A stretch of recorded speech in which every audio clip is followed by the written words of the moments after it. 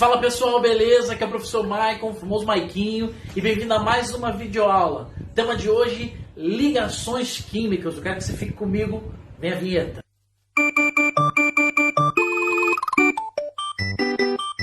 Fala pessoal, tudo bem? Professor Maicon aqui falando. Hoje a gente vai falar de um tema muito simples, muito tranquilo, que é de muita importância para a gente. A gente vai falar hoje sobre ligações químicas. Ligações químicas são ligações entre átomos, ou de um mesmo elemento, ou de vários elementos diferentes. Eles se unem para chegar ao que a gente chama de estabilidade. Antes de a gente falar sobre as ligações, é importante a gente lembrar algumas coisas sobre a química atômica. A primeira delas é esse cara aqui, ó, o átomo. O átomo ele é formado de cargas elétricas. E a gente sabe que ele é formado de três tipos de cargas: os prótons, os elétrons e os nêutrons. Prótons são cargas positivas, elétrons são cargas negativas e nêutrons são cargas neutras. E essas cargas elétricas, elas estão ali no átomo compondo a massa do átomo. Sendo que é importante você entender, prótons e nêutrons são cargas estáticas, ou seja, elas não se movimentam. Elas estão presentes no núcleo, mas elas não se movimentam. Quem vão ser as cargas dinâmicas de um átomo, ou seja, cargas que vão dar movimento, são os elétrons. E esses elétrons eles podem ser doados ou recebidos de um átomo para outro. E é isso que vai fazer uma ligação química. Antes ainda da gente continuar, a gente precisa entender o que vem a ser a regra do octeto. Bom, basicamente, todos os átomos têm camadas eletrônicas na sua eletrosfera. A sua eletrosfera ela é dividida em camadas. E dependendo da quantidade de elétrons que um átomo possui, esse átomo ele pode ter até 7 camadas. Para um átomo ser estável, ele precisa ter na sua última camada uma quantidade de 8 elétrons. E aí que está o problema. Geralmente, na sua forma natural, o átomo ele não tem 8 elétrons na sua última camada. Ele sempre tem menos. Daí a necessidade de ou compartilhar elétrons ou receber elétrons. Daí então temos as ligações químicas.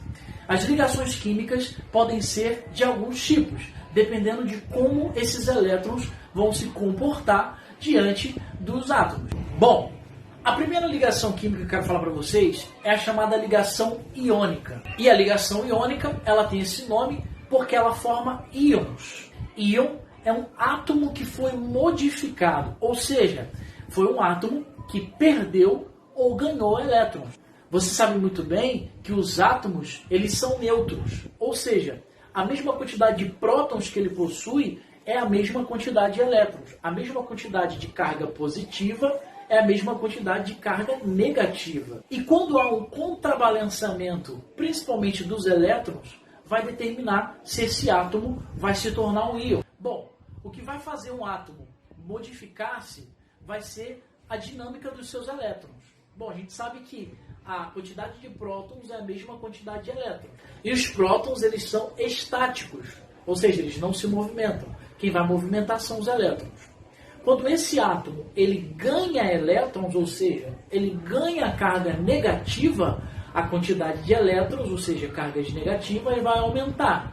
Logo, esse átomo vai ficar negativo. Nós vamos chamá-lo de ânion, um átomo que está eletricamente negativo. Por outro lado, se esse átomo perde cargas negativas, ele perde elétrons, ele vai se tornar mais positivo.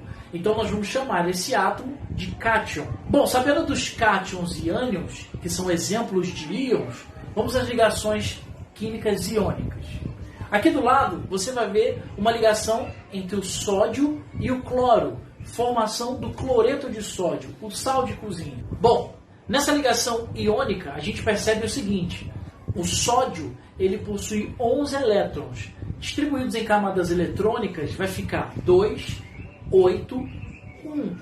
Ou seja, na sua última camada, o sódio ele tem 1 elétron e na penúltima ele tem 8. Já o cloro ele possui 17 elétrons, que dividido em camadas eletrônicas são 2, 8, 7. O que isso quer dizer? o sódio tem 7 elétrons na sua última camada. Para o sódio passar a ter 8 elétrons, ele precisa ganhar 7 ou perder 1.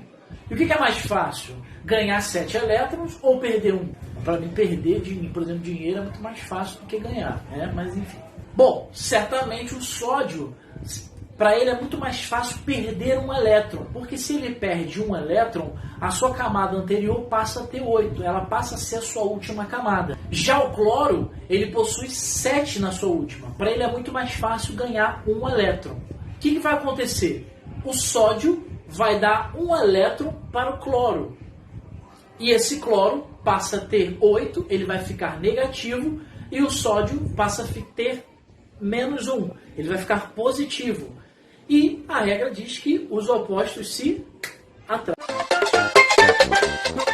Temos então a formação do cloreto de sódio. Já uma ligação covalente, ela envolve não doação ou perda de elétrons, mas um compartilhamento. Uma ligação covalente, um átomo vai compartilhar o seu elétron com outro ou outros átomos, formando assim uma cadeia de compartilhamento. Temos o exemplo, então, do H2O, a molécula de água. Uma ligação covalente entre um átomo de oxigênio e 2 de hidrogênio. O átomo de hidrogênio, ele possui um elétron na sua última camada. Na verdade, o hidrogênio só possui um elétron. Se ele perde esse elétron, ele não existe mais. E ele é o único átomo que, para chegar à estabilidade, ele não precisa de 8, e sim de 2 elétrons. Logo, o oxigênio é um átomo que ele possui 8 elétrons, 2 na primeira, 6 na segunda. Para ele chegar a 8 elétrons na sua última camada, ele precisa de mais 2 elétrons. E é aí que os hidrogênios aparecem, porque eles vão compartilhar, cada um dos hidrogênios, o seu elétron com o oxigênio. Os hidrogênios passam a ter 2 elétrons e o oxigênio passa a ter 8 elétrons. O que vai acontecer é que esse elétron vai ficar circulando entre o núcleo, em volta do núcleo de todos esses átomos. Temos então uma ligação covalente. Há ainda outros tipos de ligações. E eu preciso falar, claro, da ligação metálica. Na ligação metálica, nós vamos ter vários átomos de um único metal. Exemplo, o ferro. O ferro, ele é um átomo de metal e ele pode estar distribuído em vários átomos de metal juntos no mesmo lugar. O que vai acontecer na ligação metálica é que todos esses elétrons de todos esses átomos do mesmo metal, no caso o ferro que a gente citou, vão fazer como se fosse um mar de elétrons. Vão criar uma estrutura em forma como se fosse um mar de elétrons, onde esses átomos de metal vão estar submersos. Todos esses elétrons de todos esses átomos vão estar compartilhados e circulando os núcleos de todos esses átomos de metal. Então, resumidamente, uma ligação metálica ela é composta apenas de átomos de metal, na formação do que a gente chama de um mar de elétrons. E é isso, pessoal. Falamos um pouquinho hoje sobre ligações químicas. Vimos um pouquinho sobre a regra do octeto, que é a regra de que todos os átomos precisam de 8 elétrons na sua última camada. Falamos também sobre as ligações iônicas e as formações de íons, ligações covalentes e ligações metálicas. É isso, pessoal. Valeu, até a próxima aula. Fui! O elemento proposto deve servir como um substituto viável para o paládio. Obrigado, pai. Infelizmente, é impossível sintetizar.